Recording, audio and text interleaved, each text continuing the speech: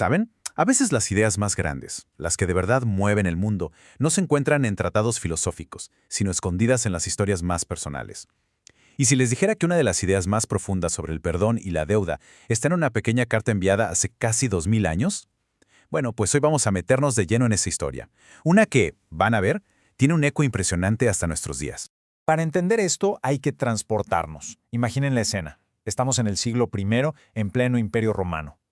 Olvídense de mensajes instantáneos o llamadas. Aquí todo dependía de cartas, de mensajeros que se jugaban el pellejo en viajes larguísimos. Y justo en medio de este mundo se está gestando un drama humano que es muy, muy real. A ver, vamos a entrarle. Todo arranca con una carta que, para las leyes de la época, contenía una petición que era, sencillamente, imposible, una locura. Y en el centro de todo tenemos a 3 personas cuyas vidas están a punto de chocar de una forma radical. Miren, aquí tenemos a nuestros personajes, y el conflicto salta a la vista. Primero está Onésimo, el deudor, un esclavo que se escapó.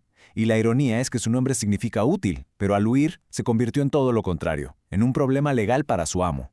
Luego está Filemón, el acreedor, un hombre rico, líder cristiano, con todo el poder y la ley de su lado para castigar a Onésimo, incluso con la muerte. Y justo en medio, como un puente, está Pablo. Él está preso, pero resulta que es el mentor espiritual tanto del amo como del esclavo. La tensión ya se siente en el aire, ¿no? Y aquí es donde la cosa se pone súper audaz. Pablo no está pidiendo solamente que perdonen a Onésimo. No, le está pidiendo a Filemón que haga algo impensable, que ignore por completo la estructura social de amo y esclavo y que reciba al fugitivo como a un igual, como a un hermano. En ese tiempo, esto no era un simple consejo, era algo socialmente revolucionario. Ahora, entremos al corazón de la carta, porque Pablo hace algo verdaderamente extraordinario. No solo pide clemencia, se pone él mismo en el lugar del deudor. Este es el momento clave de toda la historia. Pablo usó un lenguaje que era totalmente legal y contable en su época. La frase «ponlo a mi cuenta» no es una metáfora, ¿eh? Era el término técnico para transferir una deuda de un libro contable a otro. Y cuando añade «yo Pablo lo escribo de mi mano», ¡wow! Está firmando un pagaré legalmente vinculante. Está diciendo «toda la deuda de Onésimo, material o moral, es mía. Yo la pago». Todo para que Onésimo pudiera quedar completamente libre. Y esto que hace Pablo es una ilustración perfecta, a pequeña escala, de una idea enorme, la redención. La palabra misma significa volver a comprar. Es la acción de pagar un precio para liberar a alguien que está atrapado, que está en esclavitud y que de plano no puede liberarse a sí mismo. Esta historia personal es la puerta de entrada a un concepto muchísimo más grande. Porque resulta que esta pequeña historia de un esclavo fugitivo, según los textos bíblicos, es como un eco de una historia mucho más grande, una narrativa universal. Así que pasemos de lo personal a lo cósmico. Lo que nos dicen estos textos es que la deuda más grande que existe no es de dinero, es una deuda de justicia. La idea es que la humanidad, al separarse de su creador, generó una deuda que ante un estándar de perfección absoluta es simplemente impagable por nosotros mismos.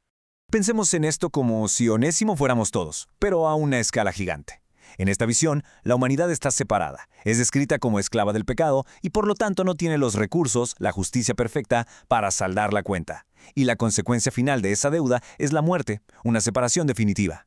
En pocas palabras, el deudor está atado de manos, no puede salvarse a sí mismo. Entonces, si el deudor no puede pagar, se necesita que alguien más lo haga. Y aquí entra una figura fascinante de la cultura hebrea antigua. El Goel, que se traduce como el pariente redentor. Era un familiar cercano, como un tío o un hermano, que tenía el derecho y a veces la obligación moral de intervenir y rescatar a su pariente de la deuda o la esclavitud, pagando lo que hiciera falta. Pero ojo, no cualquiera podía ser este pariente redentor. Tenía que cumplir 3 requisitos indispensables. Primero, tenía que ser pariente para tener el derecho legal. Segundo, tenía que querer hacerlo. No era a la fuerza, tenía que ser voluntario. Y tercero, y quizá lo más importante, tenía que tener los recursos, la riqueza, para poder pagar la deuda por completo. Y aquí es donde la historia se pone todavía más intensa, porque el precio de esta redención a escala universal es increíblemente alto. Los textos son muy directos en este punto. La deuda del pecado, que lleva a la muerte, solo se puede pagar con vida. En todo este sistema simbólico, la sangre representa la vida misma. Por eso, el derramamiento de sangre se convierte en el pago, en el precio necesario para poder borrar la deuda y restaurar la relación. Y este concepto no sale de la nada, ¿eh? Se va construyendo poco a poco a lo largo de toda la Escritura. Empieza en el Edén, con el primer sacrificio para cubrir a Adán y Eva. Continúa con el famoso Cordero de la Pascua en Egipto, cuya sangre protegió de la muerte. Luego se formaliza en los sacrificios del templo. Y según estos textos, todos eran como una sombra, una prefiguración que apuntaba a un sacrificio único y definitivo. La conexión más clara, sin duda, es con el Cordero de la Pascua. Miren los paralelos, es impresionante. En Egipto se necesitaba un cordero perfecto, sin defecto, y su sangre salvaba de la muerte. En Jerusalén, a Jesús se le llama el Cordero de Dios, y se dice que su sangre ofrece vida eterna. Incluso el detalle de que no se le debía quebrar ningún hueso al cordero se cumple en ambos casos. Y lo más increíble es que el profeta Isaías, cientos de años antes, describió a una figura, el siervo sufriente, que es la personificación de esta idea de sustitución. Describe a un inocente que, voluntariamente, toma el castigo de los culpables. Él es herido por las rebeliones de otros y a través de su sufrimiento es como trae paz y sanidad. Muy bien, entonces, ¿cuál es el resultado final de todo este acto de redención? ¿Qué pasa una vez que el precio se ha pagado por completo? La imagen es poderosísima. ¿Imaginan ese documento legal, esa acta con todos los cargos en nuestra contra, siendo tomada y simbólicamente ¡pum!, clavada en la cruz? Eso significa que la deuda no solo se pagó, sino que el registro mismo de la deuda fue destruido, cancelado legalmente para siempre. Y esto no es pura teoría abstracta, tiene consecuencias muy concretas para la vida diaria. El resultado de la redención no es solo una transacción legal en el cielo, se traduce en una transformación personal profunda. Significa libertad real, perdón completo de la deuda, paz en una relación que estaba rota y fundamentalmente una identidad totalmente nueva. Y con esto cerramos el círculo y volvemos al principio.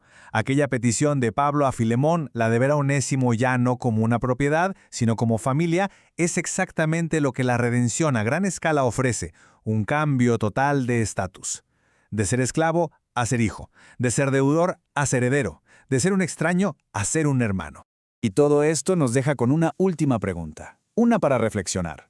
Si Pablo estuvo dispuesto a pagar la deuda de Onésimo para que pudiera vivir como un hombre nuevo, y si la historia más grande nos dice que el precio más alto ya fue pagado por nuestra redención, la pregunta que queda en el aire es, ¿qué significa realmente caminar en esa libertad todos los días?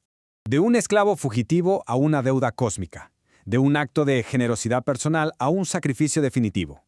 La historia, de principio a fin, apunta a lo mismo. La deuda ha sido saldada, la redención está completa.